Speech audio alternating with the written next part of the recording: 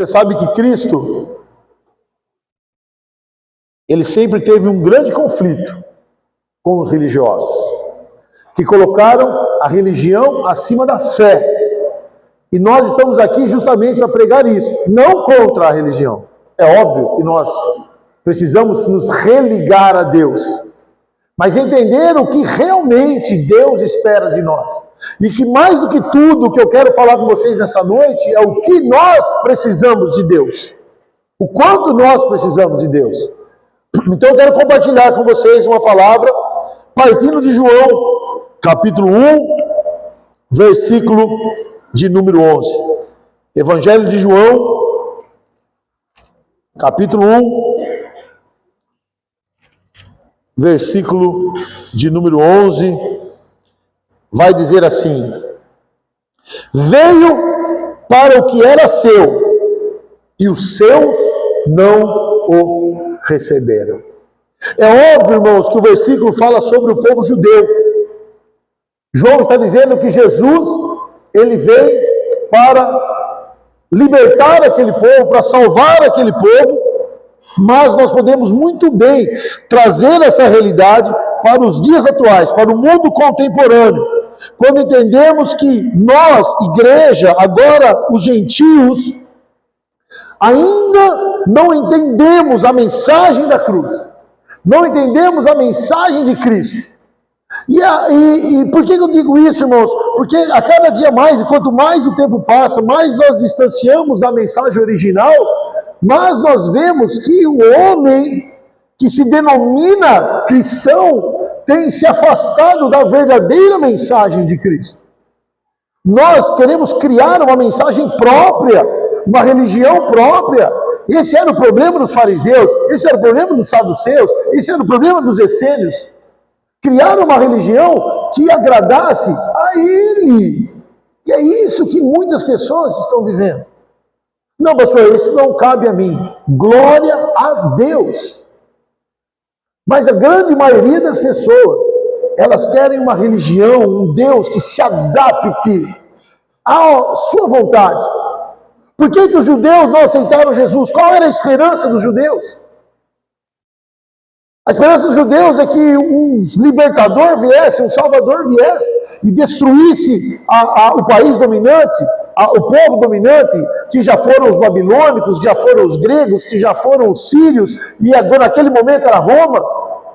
A ideia dos judeus era que um líder grande viesse e derrotasse Roma, e os judeus da Israel passassem a controlar o mundo, ser o dono, o capital do mundo, porque eles eram o povo de Deus.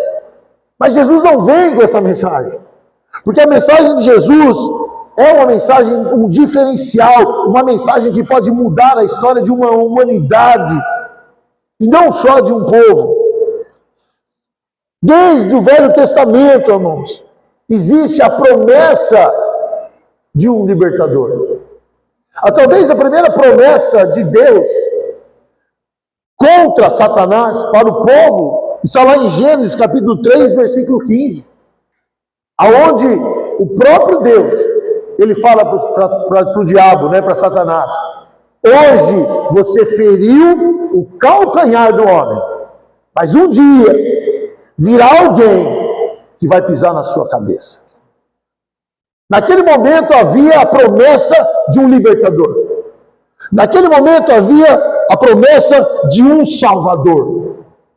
E o Velho Testamento, que são os livros que testificam o Novo Testamento, vem trazendo vários antítipos de Cristo. Homens que libertaram o povo, que salvaram o povo, como Noé, por exemplo. Noé, ele é um antítipo de Cristo, ou seja, alguém que se assemelha a Cristo.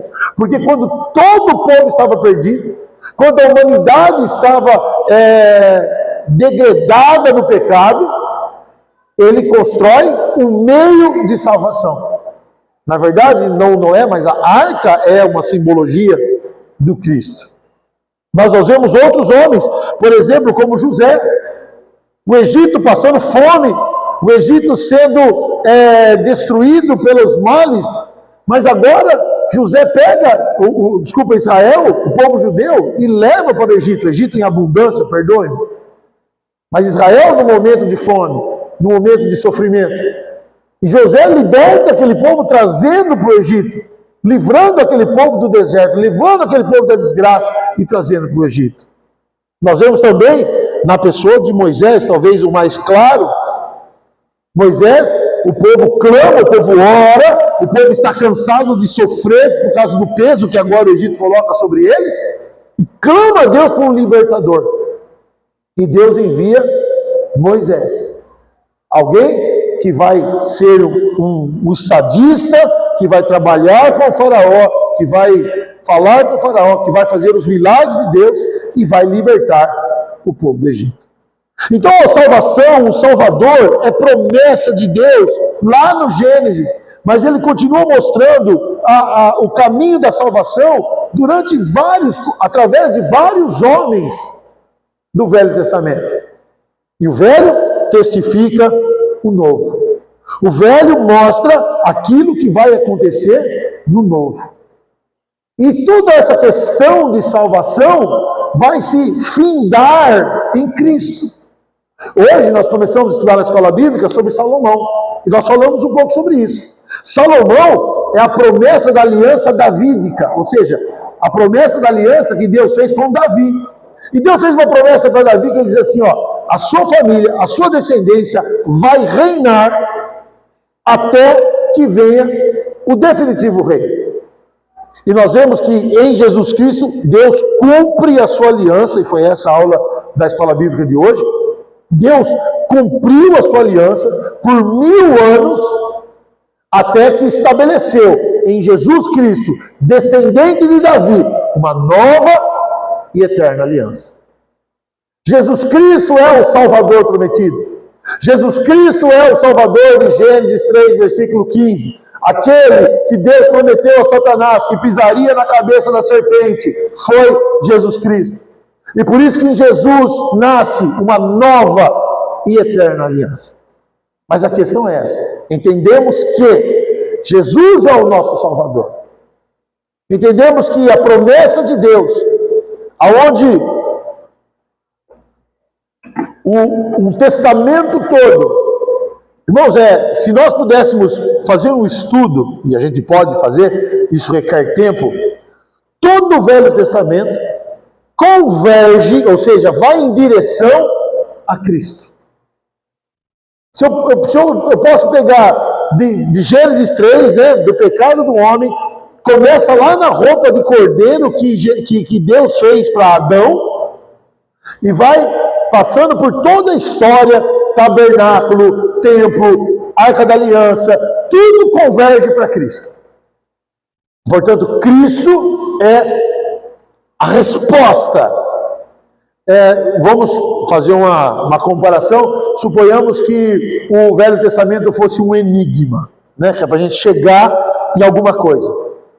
Então, o Velho Testamento vai dando luz, vai dando luz, vai dando luz, até que a resposta do Velho Testamento é Cristo. Cristo é o maná que descia do céu, que alimentava o povo. Cristo é a serpente que foi levantada, que tirava o pecado do povo, que tirava as doenças do povo. É Cristo. Cristo é a nuvem que fazia sombra para o povo. Cristo era a coluna de fogo que levava aquele povo no deserto, que protegia aquele povo do frio da noite no deserto. Tudo converge para Cristo. Cristo é o sacrifício. Quando lá em Levíticos fala sobre o sacrifício, Cristo é o único e suficiente sacrifício.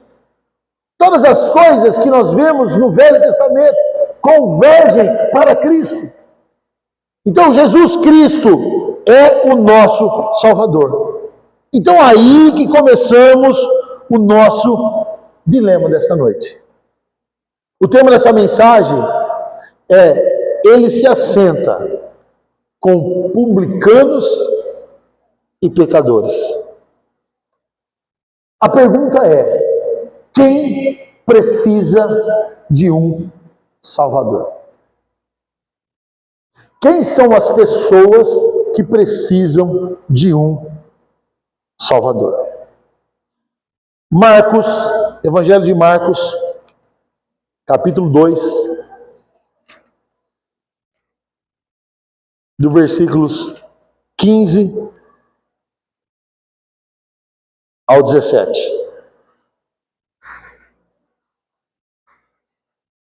Achando-se Jesus à mesa na casa de Levi, que era Mateus, o cobrador de impostos, estavam juntamente com ele e com seus discípulos muitos publicanos e pecadores, porque esses eram em grande número e também o seguiam.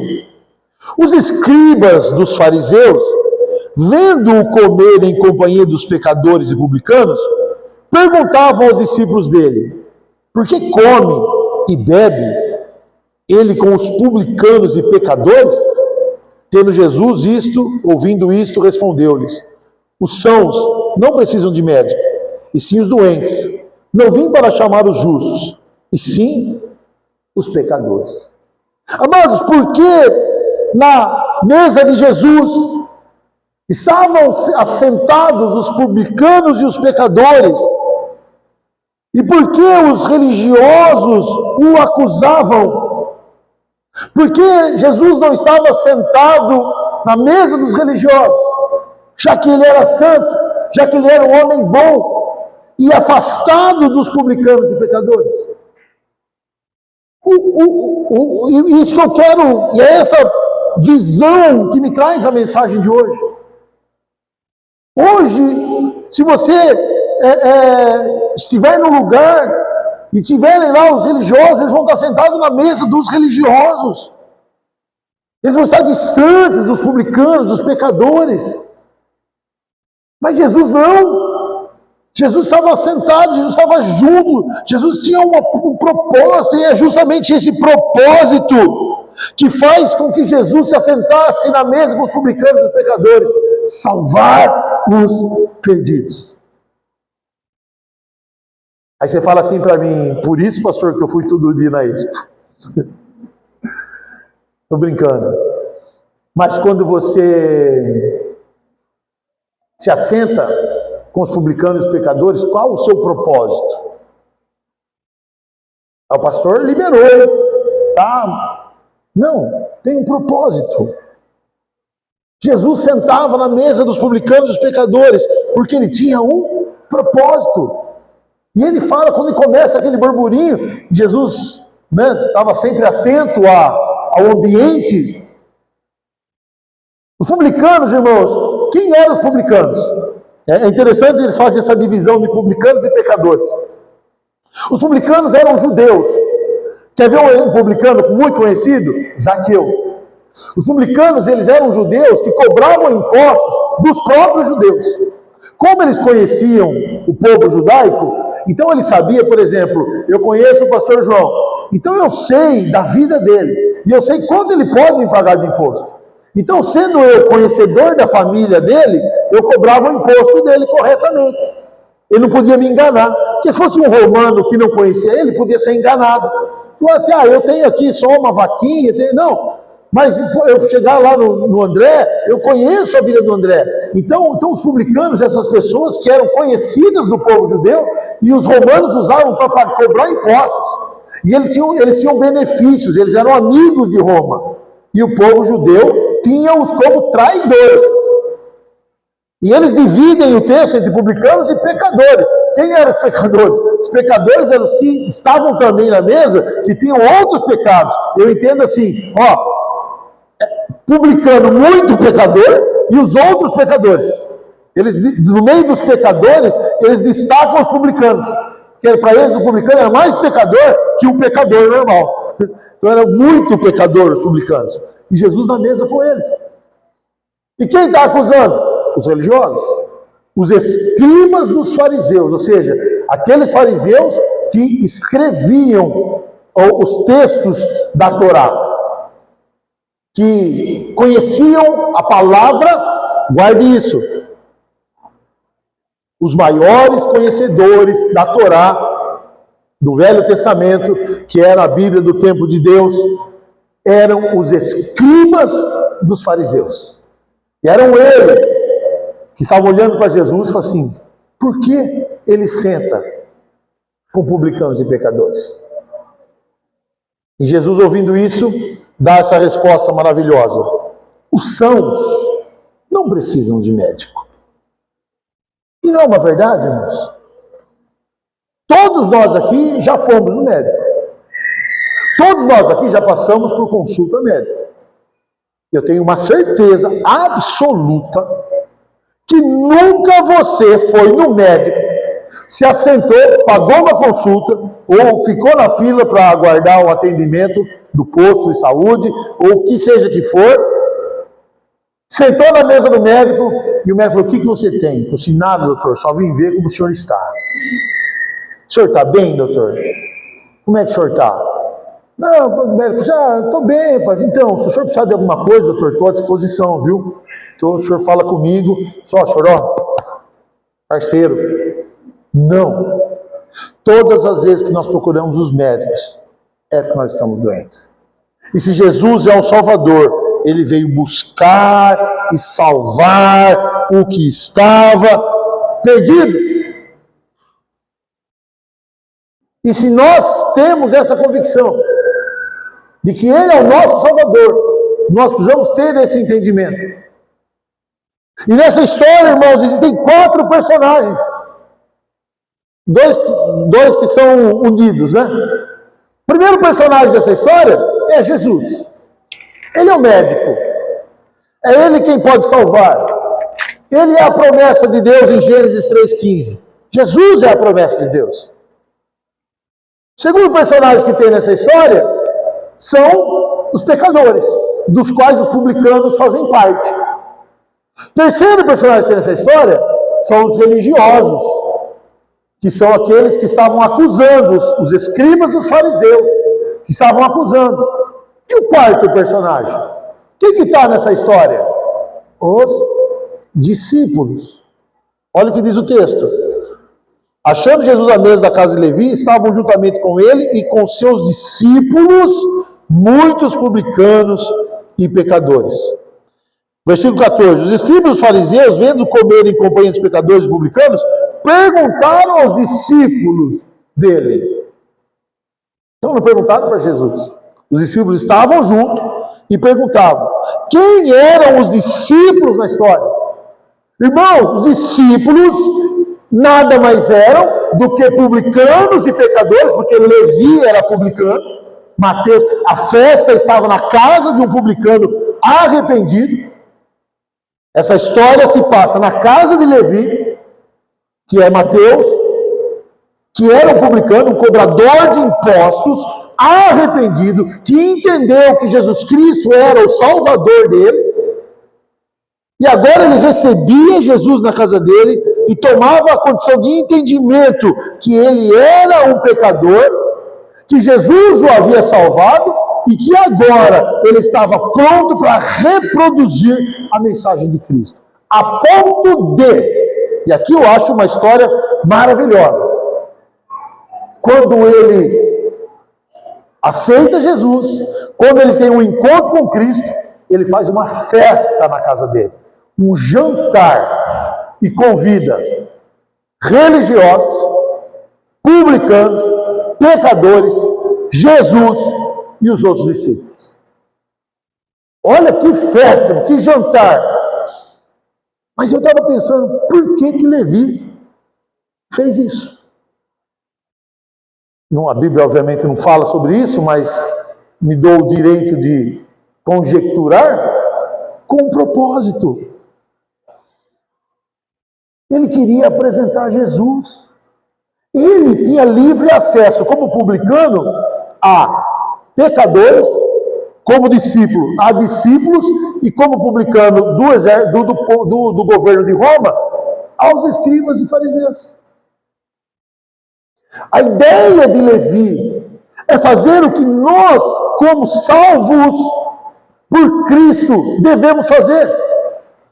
Levar a mensagem de Cristo àqueles que precisam, aos doentes. Não, irmão, nós não fomos chamados para ficar num lugar só com sãos. Nós somos sarados pelo sangue de Cristo, mas somos chamados para levar a mensagem aos doentes. Porque esse é o propósito de Jesus, não tem outro propósito, porque ele diz que é o nosso Salvador. Se ele é o nosso Salvador, ele quer salvar. Se ele quer salvar, ele precisa de pessoas que entendam que estão perdidas para serem salvas. Esse é o propósito de Deus. Então, duas lições importantes para que você e eu sejamos um discípulo. Porque, irmãos, nessa história, nós não somos Jesus. Espero que alguém não pense assim. Não somos nós. Por que eu estou dizendo isso? Porque tem gente que acha que é Jesus, que é ela que salva. Eu falei na escola bíblica hoje sobre um vídeo que eu vi na internet de um pastor, falando que é ele quem escolhe quem vai para o céu dentro da igreja dele. Você vai para o céu, tem gente aqui, o pastor fala, e tem gente aqui que não vai para o céu, porque eu não vou deixar. Porque eu... Aí um irmão da escola, não me lembro quem foi, falou uma coisa muito interessante. O primeiro que não vai é ele, né? Ele já está escalado a não ir. Claro que isso é Deus quem decide. Mas Jesus nós não somos. Espero que religiosos não sejamos os acusadores, aqueles que olham e vê o pecado do irmão, quem é isso, quem está fazendo isso, acusando sem apresentar a Cristo. Também não somos. Espero que nós tenhamos passado da condição, mas não tem problema se formos, porque estamos aqui justamente para isso, publicanos e pecadores. Se nós estamos aqui convictos, pastor, hoje a minha condição é essa, de publicano e pecador. Ou estejamos aqui na posição de discípulos. Pessoas que já entenderam do seu momento, da sua vida de pecado e dependente de Cristo, prontos para anunciarem a mensagem de Deus. Irmãos, publicanos, pecadores e discípulos estão na linha de pecador. Fariseus, escribas fariseus, estão na linha de pecador. Só existe um diferencial, e aí a questão da festa na casa de Levi, só existe um diferencial, Jesus. O único, irmãos, que pode salvar, é o único que morreu na cruz por todos nós. Não importa se aqui nós temos pessoas mais simples, doutores, mestres, religiosos, pastores, só existe um que pode nos salvar, que é Cristo. Não tem mais ninguém. Ninguém melhor que ninguém. Todos nós dependemos de um só, que é Cristo. Eu não posso olhar para as pessoas e me achar melhor e nem pior. Quem é pior, irmãos? Publicano, pecador, fariseu, escriba, discípulo, que a gente viu. No meio desses discípulos estavam Judas, por exemplo, estava Pedro que negou, estava Tomé que tinha fé meio abalável. Quem era melhor? Não, pior eram os religiosos, porque eles estavam julgando. Mas e os publicanos?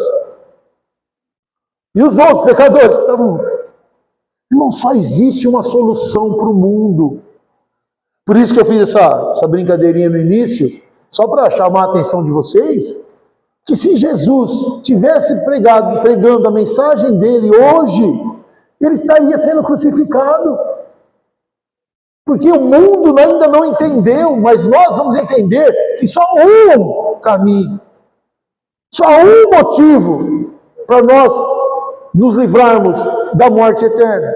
Só um lugar, uma porta que eu possa passar. E essa porta é Jesus Cristo. Então, para sermos discípulos de Cristo, pessoas que entendem a mensagem de Cristo, primeira coisa, João 1, Evangelho de João 1, versículo 12. Gosto de testificar na Bíblia aquilo que nós estamos falando, né, irmãos? João 1, versículo 12.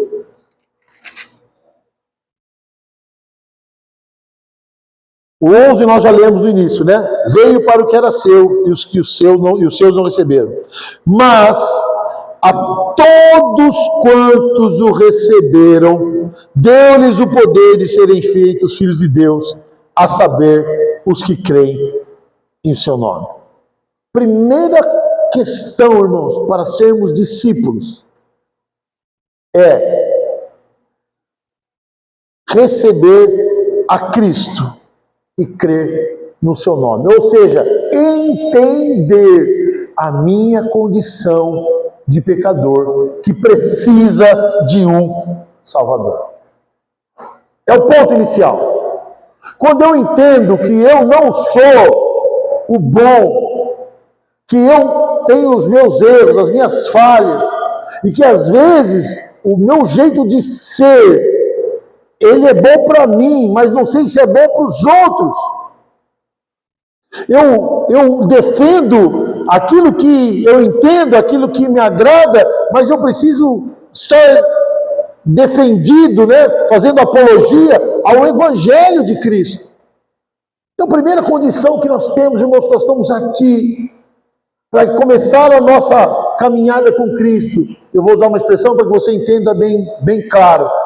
Eu e você somos doentes. E se nós formos fazer um check-up, se a gente for passar por aquela maquininha, não tinha aquela maquininha no Amaral, que escaneia o corpo, é scanner, né? Pelo scanner, vai dar um resultado igual para todo mundo.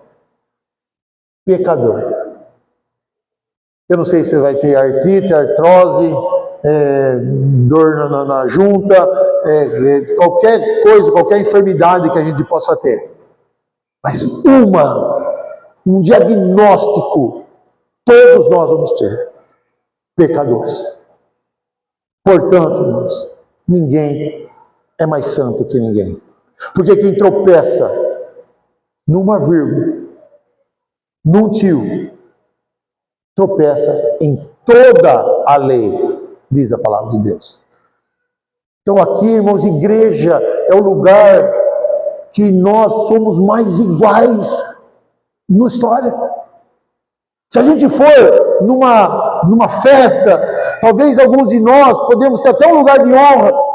Sabe, irmãos, eu não gosto de pregar a igreja, às vezes eu sou convidado a pregar, e está gravando, está na internet, mas já foi. Você chega lá, tem uma cadeira para o pastor, para os pastores ficarem sentados no altar. Não é pecado, não tem nada de errado. Eu não gosto.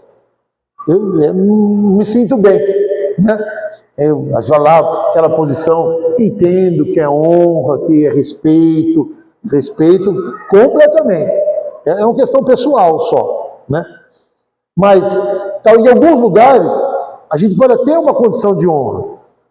Pode ter pessoas aqui que sejam políticos influentes, pode ser pessoas que sejam autoridades, pode ser... Mas agora, nessa questão, nessa situação, somos todos iguais, pecadores, dependentes de Cristo.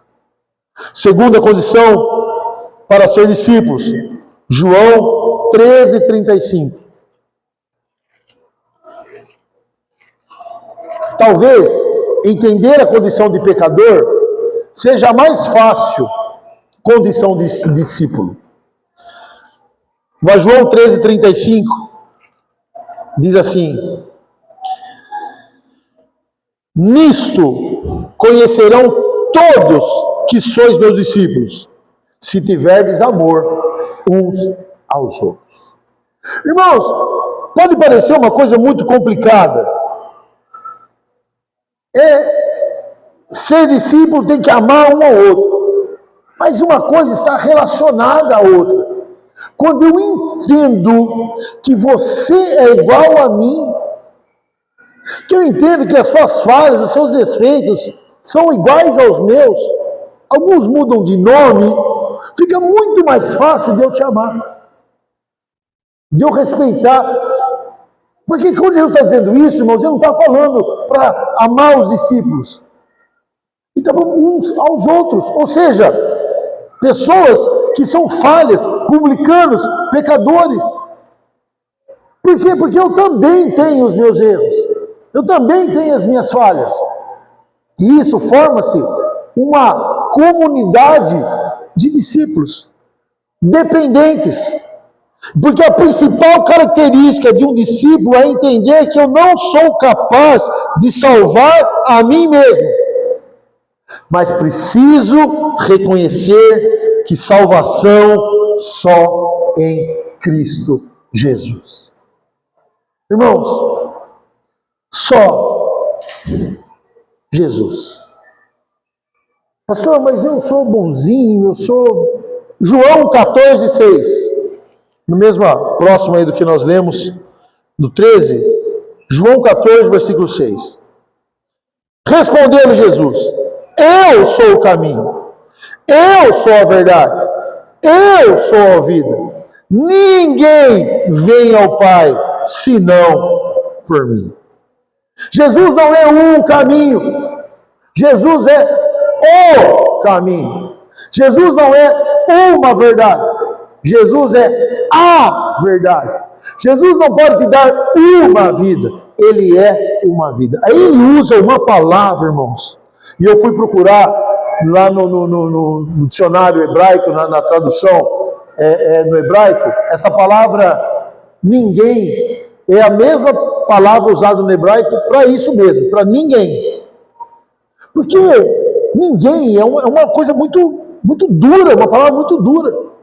Tem duas coisas que são difíceis, não impossíveis, que é o ninguém e todo mundo. Mas Jesus diz: eu sou o caminho, a verdade e a vida. E ninguém sou eu, ninguém é você, ninguém é a pessoa que está lá na rua, ninguém é a sua familiar, ninguém é essa pessoa que está assistindo aí na internet essa mensagem. Ninguém vai ao Pai, vai a Deus, se não for por intermédio de Cristo. Só Ele é o nosso Salvador. Irmãos, essa mensagem de hoje, ela surgiu numa conversa que eu estava tendo com uma pessoa. A pessoa fez uma pergunta para mim assim: sabe que eu tenho um problema, pastor? É que eu bebo muito. Eu preciso parar de beber para ser salvo. Irmãos, parar de beber salva alguém? Parar de roubar salva alguém?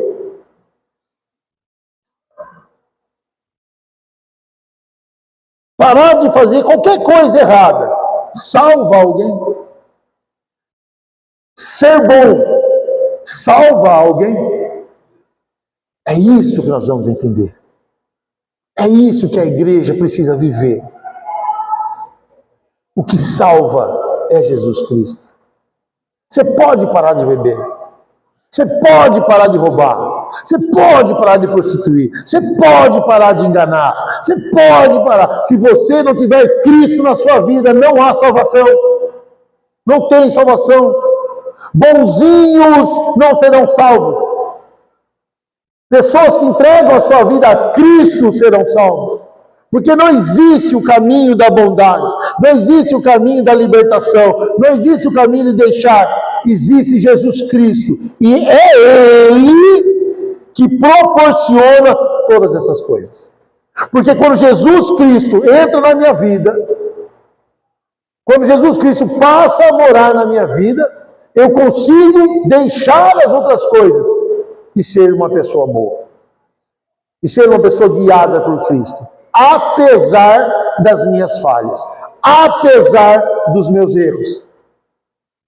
Existem pessoas lutando contra um problema. Lutando contra um erro. Mas elas precisam não lutar contra. Elas precisam ir ao encontro de Cristo. Porque Ele é o nosso Salvador. Quando nós entregarmos, quando nós entendermos verdadeiramente a mensagem da cruz, nós vamos deixar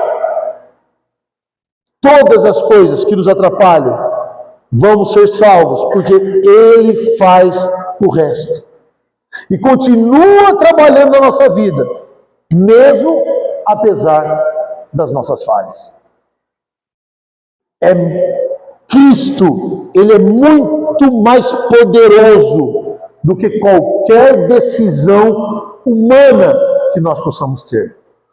E eu quero ler com vocês 1 João capítulo 2, do versículo 1 ao versículo 6, para mostrar para você qual a diferença. Você conhece esse texto? Mas qual a diferença de ter Cristo na sua vida? O que ele pode fazer? 1 João, capítulo 2, do versículo 1 até o versículo 6. Filhinhos. Na minha versão aqui, deixa eu ver se está na mesma versão aqui. Tá. Filhinhos meus. Para você essa mensagem.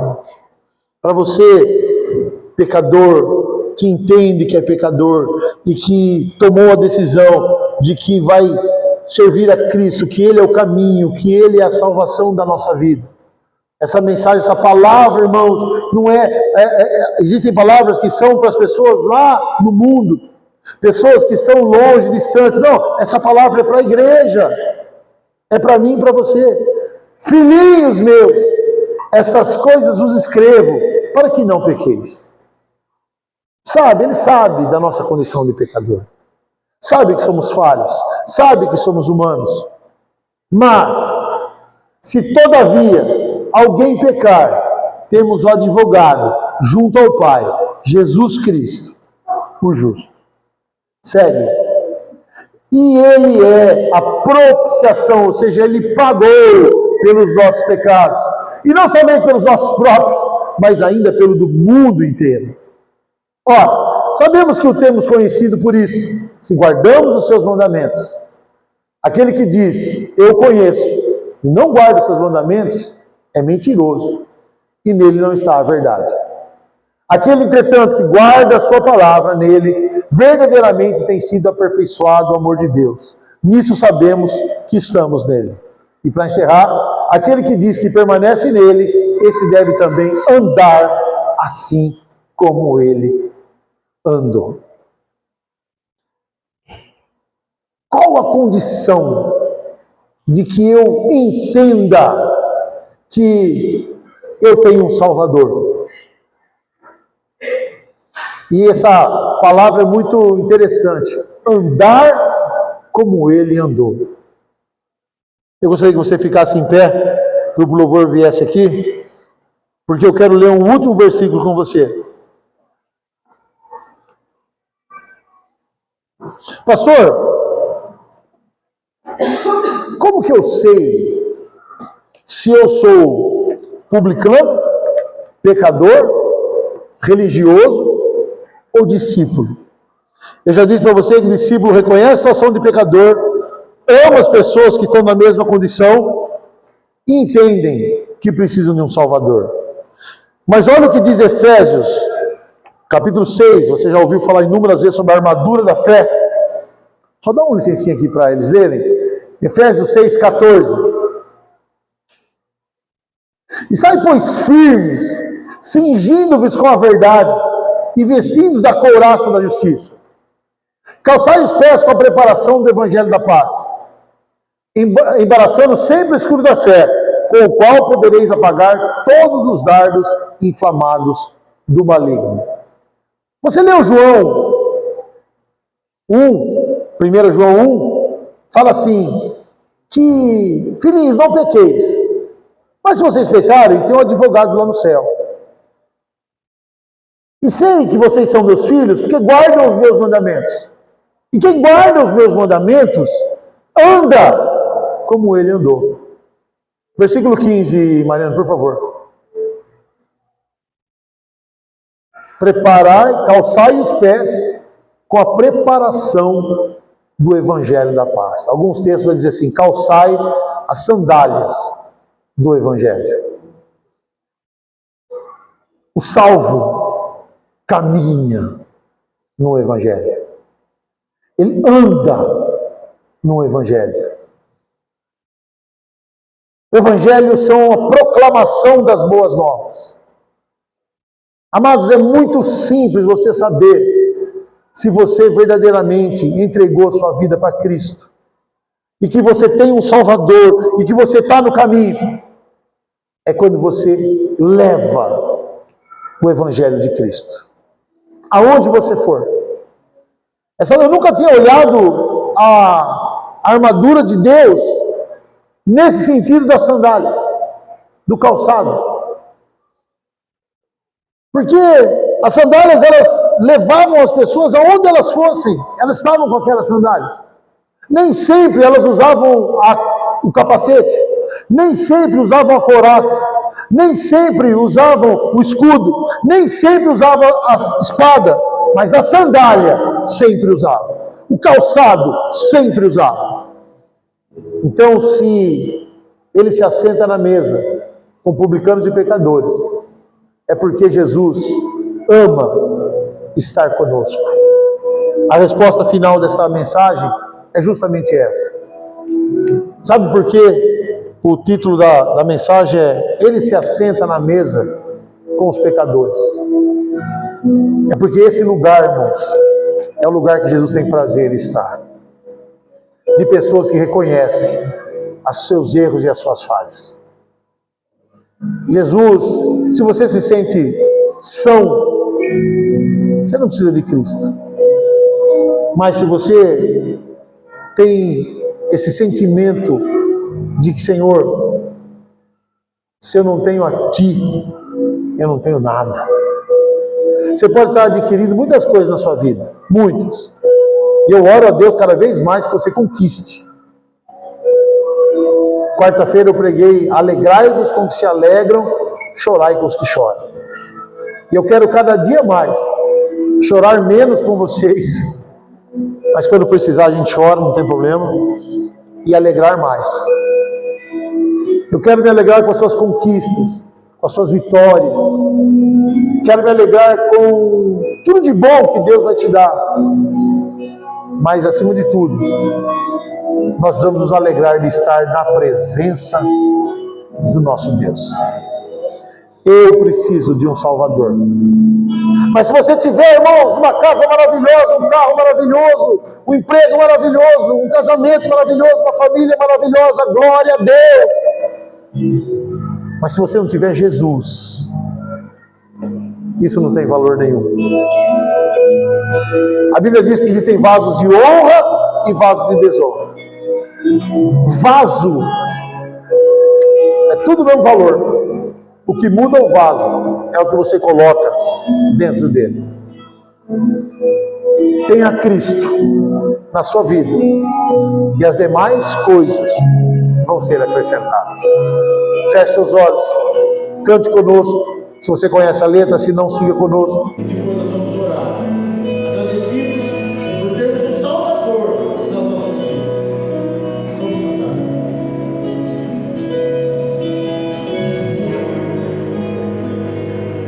Vamos cantar.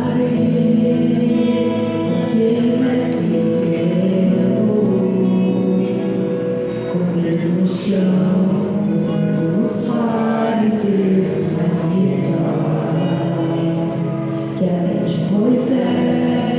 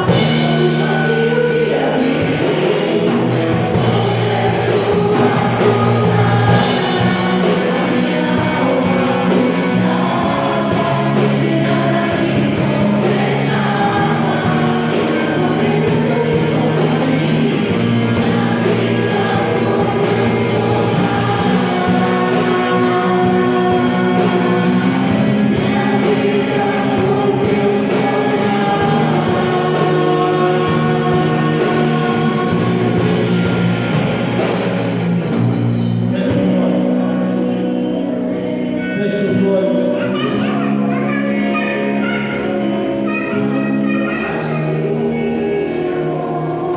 Nós vamos oferecer a Deus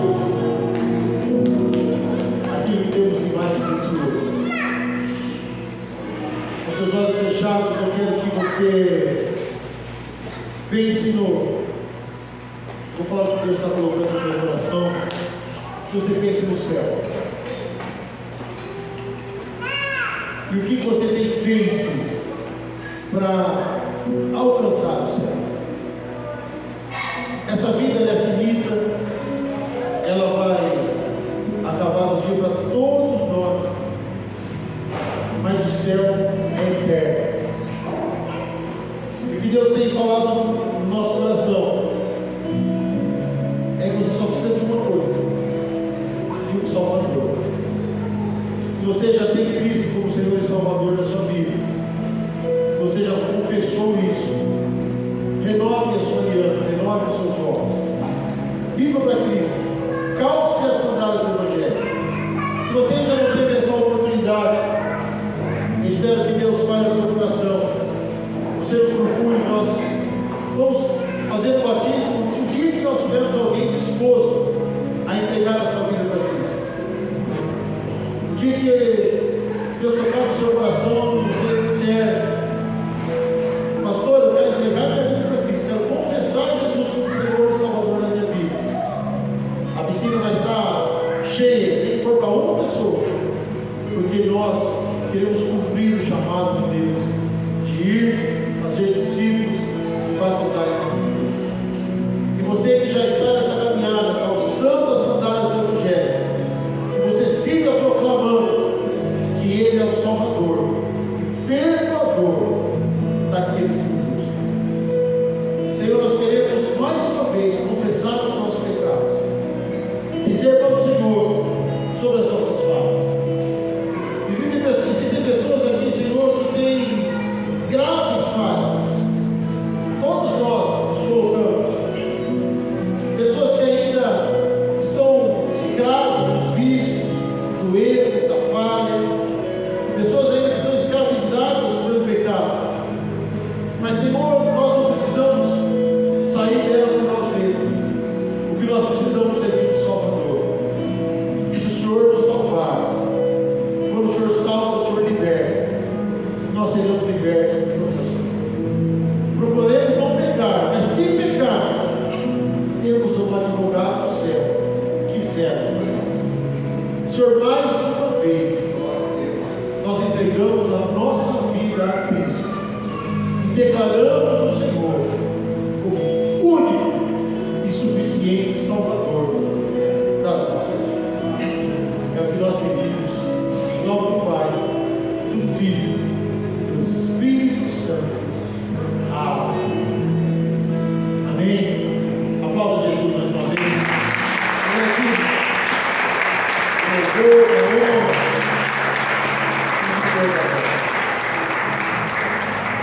Vou pedir que você se assente.